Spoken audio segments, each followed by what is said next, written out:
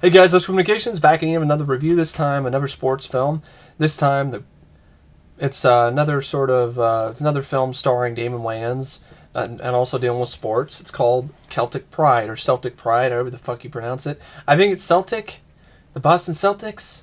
I don't think it's Celtic, even though that's what you pronounce it as. The Celtics, don't they still call themselves the Celtics? They don't call themselves the Celtics. Whatever. I know I'm not the only one that's messed up that name before.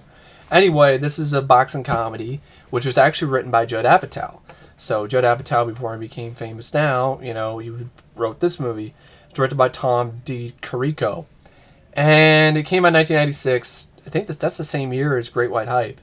And did pretty much nothing. Nothing in the box office. Because ultimately, it's that type of movie. It's not terrible, but it's not much of anything either. It's a time waster at best. There's some genuine heart to it.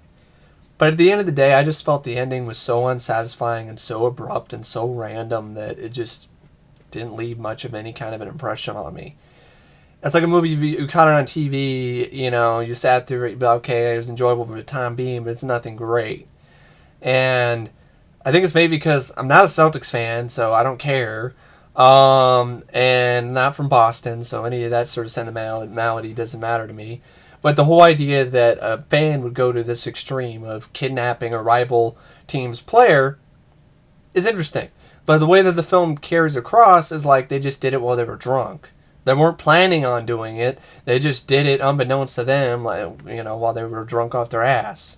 And that's why they kidnapped the opposing player, the team, played by Damon Wayans, who plays Lewis Scott. Some of the funniest parts of this movie are like the commercial parody they did of the Nike commercials. The basketball players, where you have, black and white photography and Damon Wayans saying like, "I'm not a role model, I'm not a hero." It's like, "I don't want to raise your kids," something like that. I thought that was funny. I don't want to raise your kids, Nike. I'm not a hero. I'm not a role model. I don't want to raise your kids. And Damon Wayans was good. But the basketball scenes in this sucked because they weren't believable. They looked really amateurish, and that's a big part of the movie. The basketball scenes, and they weren't believable at all. I've seen more believable basketball sequences in Air Bud.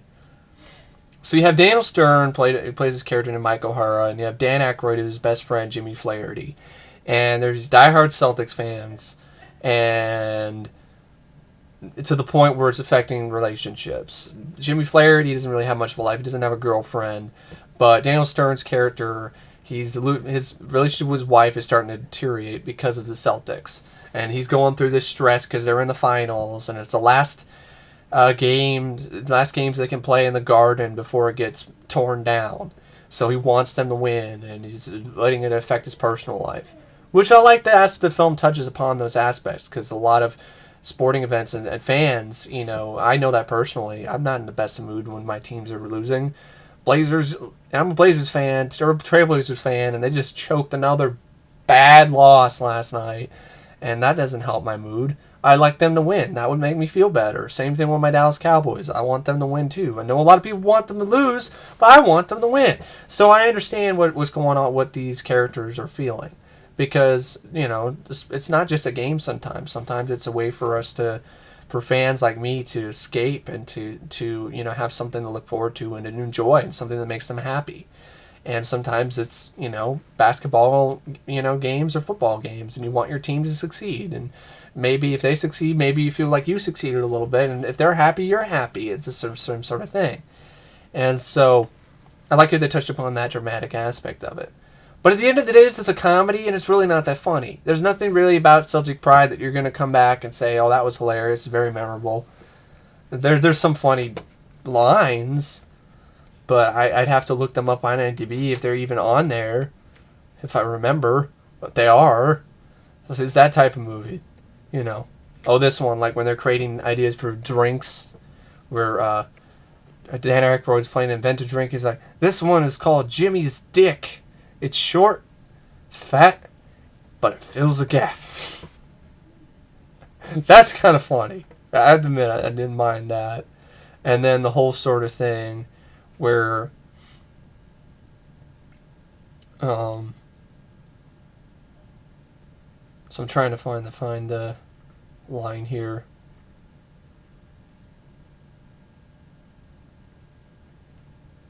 Okay, they don't have it. But anyway, basically what happens with the plot of the film is that the Celtics are facing the Utah Jazz in a crucial series. This is also the last year that any games will be played in the Boston Garden, which is going to be torn down at the end of the season. Mike and Jimmy, Dan Aykroyd, and Daniel Stern are dire Celtics fans, and they would risk anything for the Celtics to win, and they're really getting into the games to the point of defending their personal life, and the Celtics would be a sure win if it wasn't for Lewis Scott, the cocky, loudmouth star of the Jazz, who just demolished. The Celtics were doing great at first in this game, and then they just got demolished by Lewis Scott. He just took over and demolished them. Kind of like what Kobe Bryant says, something like what Kevin Durant did to my Blazers this year in one game, just demolished us in the fourth quarter, all by himself. So he does that, and that's, of course, Jimmy and so these guys not liking that because they want the Celtics to win. And so what happens is they decide to come with this idea that maybe we should just get him drunk. Let's get him drunk, and then he'll be too wasted to be able to practice or whatever, to be ready to go to the game. He'll be able to play the next game. And there's even scenes like where you find out that Daniel Stern's character is like a basketball coach for like high school or whatever, and he's trying to recover. He's trying to basically hang on to his old basketball prowess because he used to be really good, and now he thinks he can make it in the NBA. And the film even touches upon that in a scene where he gets basically schooled by Lewis Scott that that's not going to happen, and it was never going to happen, and you were never really that good to begin with. And then he realizes that, and it really, it's a painful realization. And it also touches upon the sort of crazy superstitions that sports fans have. The whole idea that while they're watching the game, they have to switch seats, have to make sure they're in the right same seats that they sat in all these years. And there's some guy, some fan, played by Darrell Hammond, who was there in the Boston Red Sox game, the one with Bill Buckner where the ball went between his legs. And then when the Celtics start losing, they blame that guy. They blame Darrell Hammond. He's like, "What? It's not my fault. Hi guys." It's like, wait a second, is that guy? He was there at the Red Sox game. Yeah, Buckner. Better not ruin it, man. And then the Celtics start losing, and they blame it on Darrell Hammond.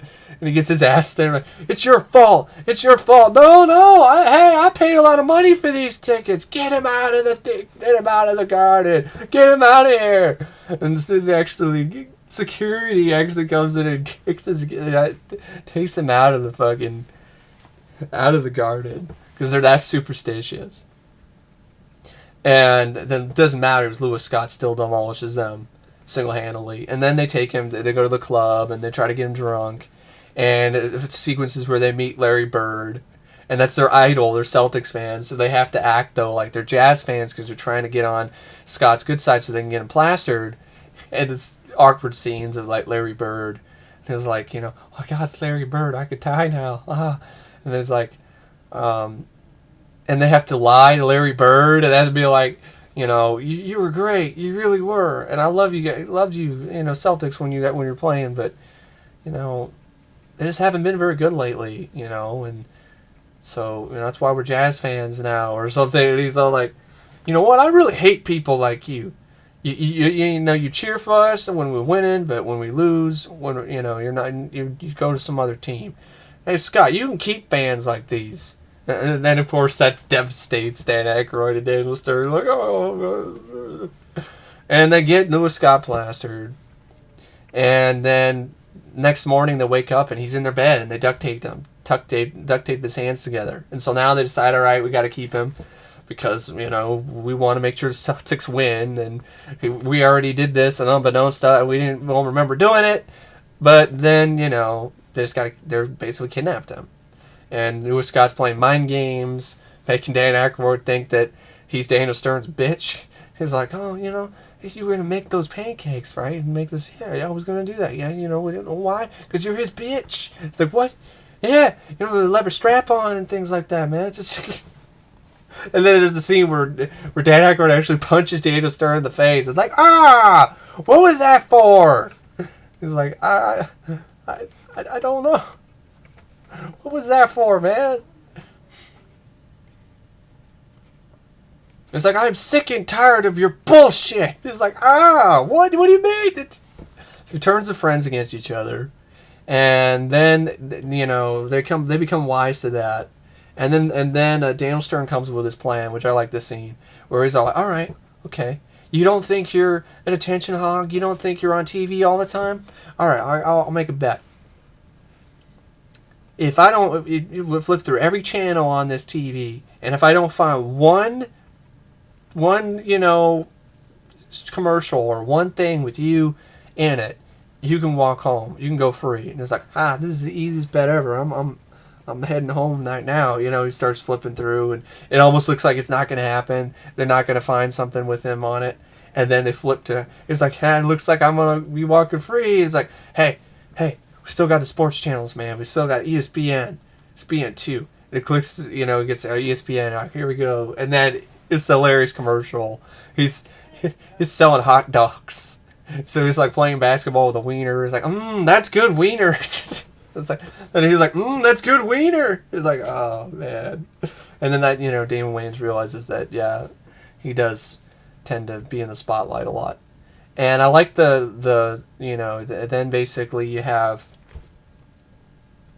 and then you kind of get the whole thing. They're holding him at gunpoint. They put him in a van, driving around. They meet some cop guy who's, you know, Daniel Stern says, hypothetically, if you kidnapped the guy, would you do it if it meant the Celtics would win? He was like, yeah, I would, Celtics. So then he thinks that maybe they're kidnapping Lewis Scott, and there becomes sort of thing going on there. You have the coach of the Jazz is pissed, played by, you know, the guy from Happy Gilmore, plays a good asshole, always has played a good asshole. And played by Christopher McDonald, plays Coach Kimball, and the rest of the team is a joke.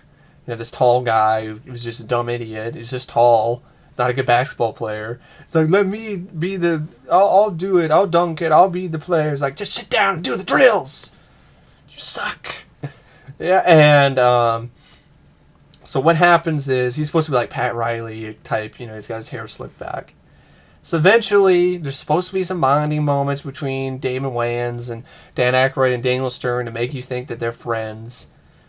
Damon Wayans schools Daniel Stern in a game of one-on-one, and then basically leaves and blackmails the two guys and says, you're going to have to wear, if you don't want to go to jail, you're going to have to wear Jazz colors at the next game in the Boston Garden. And I'm like, oh man. So they end up having to wear Jazz colors. But then they come up with a good idea where they end up convincing, so they have to root for the Jazz too.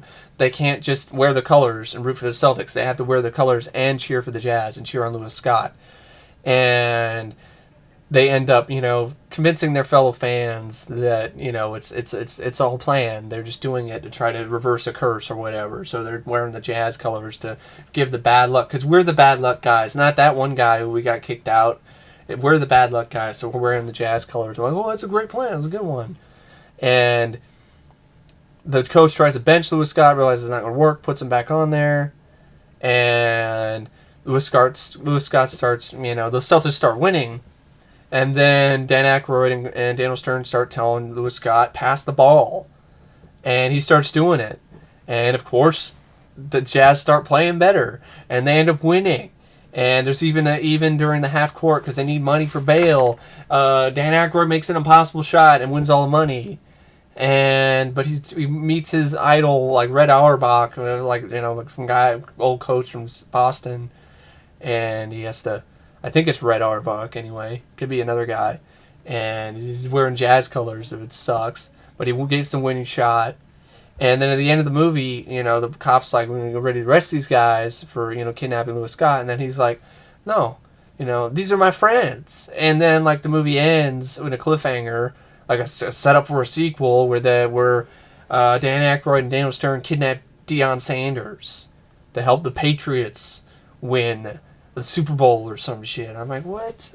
A sequel bait ending? You're not getting a sequel to this movie. And then I just don't like the ending. It's because I don't buy that these two, that Daniel Stern and Dan Aykroyd And Damon Wayans' character, Lewis Scott, are friends now. I don't buy it at all. There's nothing in the movie that makes you think they're friends. He blackmails them, makes them root for him as jazz fans. He schools Daniel Stern 101. They teach him some lessons, I guess, that he's an attention whore. But there's not really any bonding moments. He tries to escape. He threatens to light Daniel Stern's dick on fire in one scene. Literally, like gasoline, the lighter is going to light on fire and don't let him go. Yeah, that's friends.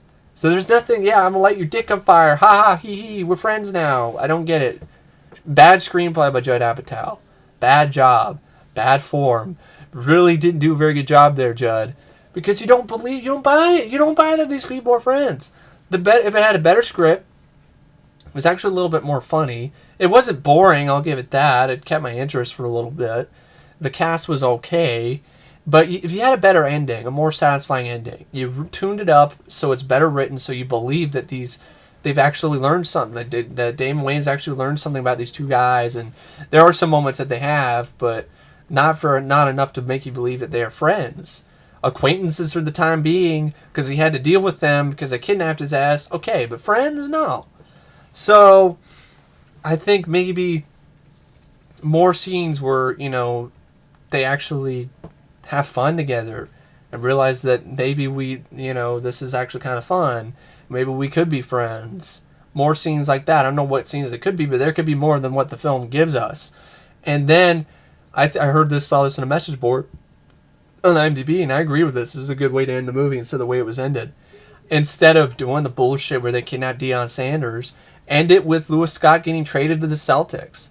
And then end it with the movie with Dan Aykroyd and Daniel Stern back to Celtics fans, able to cheer on their favorite team and Lewis Scott, their new best friend. So they're cheering on their best friend playing for their favorite team. That's a better way to end it than some bullshit sequel ending, because it's never going to happen. Sequel bait ending to a movie that's never going to get a sequel and never ever was going to get a sequel. This movie was lucky it was going to make any money. It was a movie that was probably just something they were going to put in theaters just to try to fill the time slot for Hollywood Pictures, and that's what they did. It's not one of the worst films I've ever seen. It's not that great either. It's the definition of just mediocre entertainment, Celtic Pride. It's not nothing to be prideful about. If you're a fan of it, that's cool. It's not a movie that I'm a big fan of. It's a movie that I watched, and I'm fine with it. I don't need to watch it again. But there's some good moments in it. It's just, I just think the idea just wasn't executed very well. I think it could have been executed a lot better. It could have been funnier. It could have had a better written script, so you actually believe that these characters became friends, because it's not believable at all at the end of the movie. And sequel bait ending that makes you realize that these two guys didn't learn a damn thing. You almost got thrown in jail. You're lucky you aren't in jail, and you're going to do it again? Come on. I know fans are crazy, but I don't know if they're that nuts. I don't know if they're sacrifice. I'll sacrifice the Celtics to win a championship over getting butt fucked. No, I don't think they'll take butt fucking. Or I don't think they'll take a Celtics championship if they end up getting butt fucked. I don't know. Butt fucking for a sports championship. I wouldn't even do that. I'm not going to go to jail for my Cowboys and win a Super Bowl. I'm not going to get ass raped by some big ass motherfucker for my Cowboys to win the goddamn Super Bowl. Not doing it.